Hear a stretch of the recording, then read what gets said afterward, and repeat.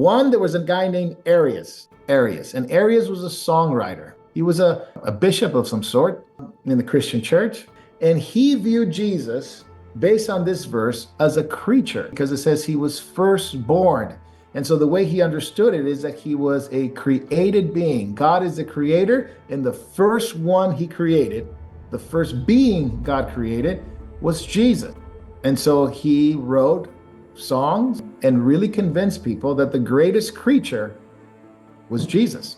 And we still have some of those. You can read them in church history, what he said about Jesus. And I don't have the melody, and I wonder how it went, but a friend of mine showed it to me one time, and he told me what it meant. And it was written very, I would say this, it was a beautiful song. It was actually a beautiful song about Jesus. But you know what it had? It was demonic. It was demonic because it literally said, when everything was, when nothing was, there was God, and then he created Jesus. Mm-hmm. And that, my friend, as beautiful as the rest of the poem or the rest of the song was, it is absolutely demonic, diabolical, because it denies the very God of very God who Jesus really is. Now, there was another young man, his name was Athanasius. And Athanasius was a young man who really looked at this verse and really looked at the Bible and looked at the Greek and looked at the Gospels and said, no, Jesus is not a created being. He is God himself. But he wasn't a songwriter.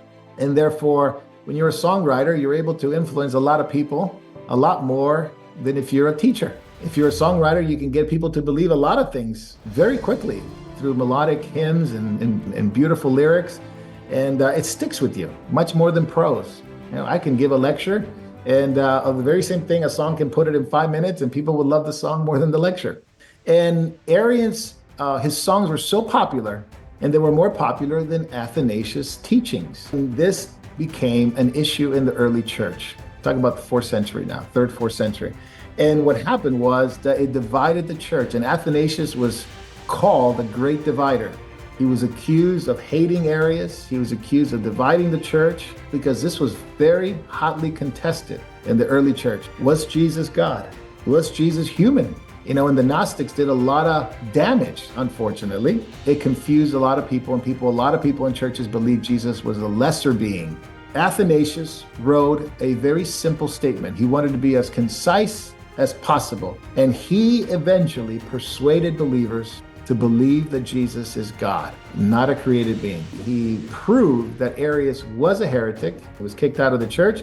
And today we know this false teaching as the Arian Heresy.